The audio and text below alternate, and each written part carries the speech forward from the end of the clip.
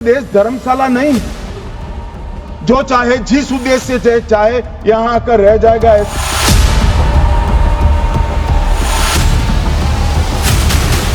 ये देश कोई धर्मशाला नहीं है।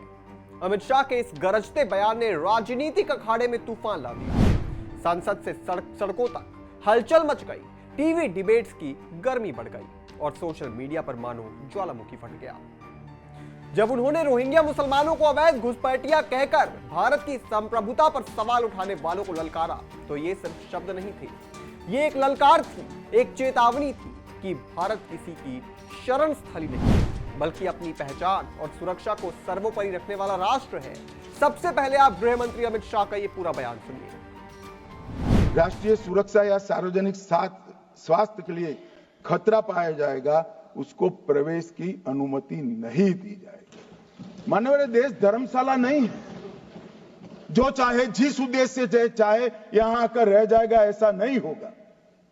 कानूनी तरीके से देश के अंदर अपने देश को और हमारे देश को समृद्ध करने कोई आता है तो इसका स्वागत है, मगर सुरक्षा के लिए खतरा है, उसको रोकने का प्रावधान करने का हमारी संसद का अधिकार भी। मान्यवर, इसके साथ अब तक जो काली सूची एजेंसियां बनाती थी, इसकी कानूनी वैधता कुछ नहीं थी।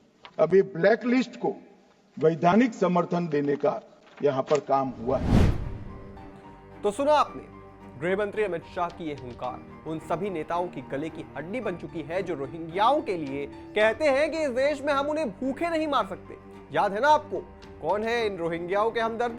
अमित शाह ने खुले तौर पर यह भी बता दिया कि इस देश में हमारी सरकार है और सिर्फ बीजेपी तय करेगी कि इस देश के लिए क्या सही है और क्या गलत। श्रेणियों के लिए की जाएगी ई पर्यटन वीजा, ई व्यापार वीजा, ई चिकित्सा वीजा, ई चिकित्सा परिचारक वीजा, ई आयुष वीजा, ई परिचारक वीजा, ई छात्र वीजा और ई छात्र आश्रित वीजा। ये सारी श्रेणियों में ई वीजा का प्रोविजन कर विदेशियों को आने में हमने सरलता की है। जो लोग कहते हैं कि रोकना चाहते हैं, हम रोकना इसी को चाहते हैं जिनके उद्देश्य ठीक नहीं है। ये कहते हैं कौन तय करेगा? तो जो सरकार होगी ये तय करेगा। हमारी सरकार है तो हम तय करेंगे। कौन तय करेगा का क्या मतलब? भारत सरकार तय करेगी। कौन कर सकता है? कोई विदेश की सरकार करेगी? क्या विचार है? कौन तय करेगा?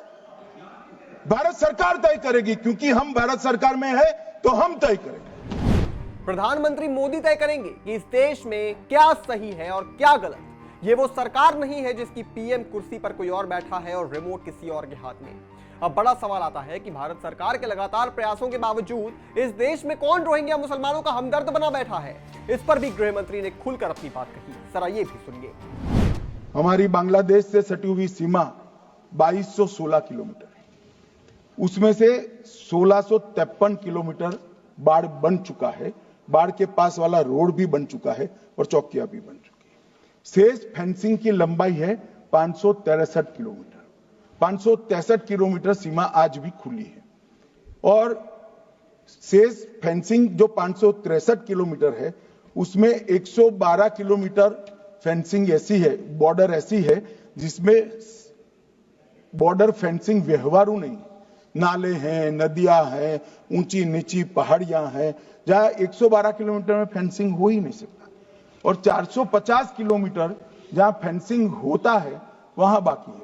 अब मैं वो बताना चाहता हूं कि क्यों बाकी है। ये 450 किलोमीटर के लिए मान्यवर मैंने डीओ लेटर लिखकर 10 रिमाइंडर करे हैं। बंगाल सरकार भूमि नहीं देती। मान्यवर, ये 450 किलोमीटर के लिए गृह सचिव बंगाल के मुख्य सचिव के साथ 7 मीटिंग करे, ये भूमि नहीं देते हैं। मान्यवर, जहां फेंसिंग लगाने जाते हैं, सत्ताधारी पार्टी का कैडर आकर हुड़दंग करता है, धार्मिक नारे लगाता है। और मान्यवर, मैं कहना चाहता हूं कि ये 450 किलोमीटर फेंसिंग रुकी है तो केवल और केवल बंगाल सरकार की दया की दृष्टि घुसपैठियों के पर जो है, इसके कारण।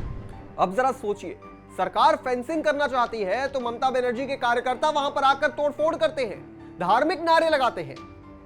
बताइए क्यों? क्योंकि उन्हें भी पता है कि वो क्या कर रहे हैं। वो अवैध प्रवासियों से वोट लेती है ममता बनर्जी और सरकार बनाती है।